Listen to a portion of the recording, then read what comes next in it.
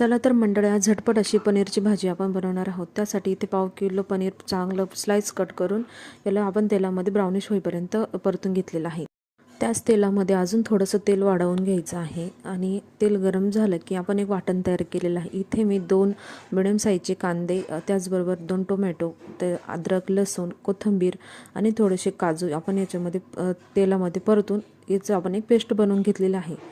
तर ही पेस्ट आपण सर्व तेलामध्ये टाकून घ्यायची आहे आणि याला चांगलं आपलं तेल सुटेपर्यंत परतून घ्यायचं आहे। त्याचबरोबर आता इथे मसाला परतत असताना आपल्याला काही मसालेसुद्धा ॲड करायचे आहे। इथे हळद, त्याचबरोबर लाल मिर्च पावडर, धना पावडर, तुमच्याकडे घरगुती जर काळा मसाला असेल तर तो सुद्धा थोडासा ॲड करा। तुम्ही इथे बघू शकता मी सर्व ड्राय मसाले जे आहेत ते इथे टाकलेले आहेत, किंवा यामध्ये तुम्ही फक्त मिरची पावडर किंवा हळद आणि फक्त आपला पनीर मसाला जो असतो तो सुद्धा टाकू शकतात। बाकीचे मसाले संपूर्णपणे ऑप्शनल आहे, तुमच्या आवडीनुसार मसाले इथे टाका।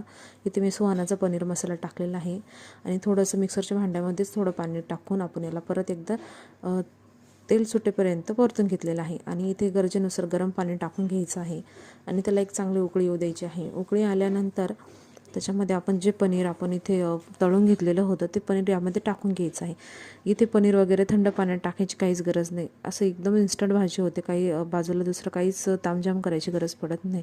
इथे चवीनुसार मीठ आणि कोथिंबीर टाकून आपल्याला ही भाजी झाकण ठेवून मिडियम फ्लेमवरती 5 मिनिटं उकळून घ्यायची आहे। पनीर एकदम पटकन शिजतं, जास्त काही वेळ लागत नाही। इथे बघू शकता छान तरीसुद्धा आलेली आहे आणि पनीरची भाजीसुद्धा आपली तयार आहे। तुम्ही इथे बघू शकता किती छान टेक्स्चर आलेलं आहे। तुम्हाला अजून जर याला ग्रेव्ही हवी असेल तर तुम्ही यामध्ये थोडं गरम पाणी ॲड करू शकताय, किंवा मग अजून घट्ट हवं असेल तर इथे तुम्ही अजून गॅसची फ्लेम हाय करून थोडंसं याला घट्ट करू शकता। या पद्धतीची अगदी परफेक्ट अशी भाजी तयार होते 2 ते 3 जणांसाठी। एकदा नक्की करून बघा। पनीरसुद्धा आपलं छान शिजलेलं आहे, तुम्ही बघू शकताय।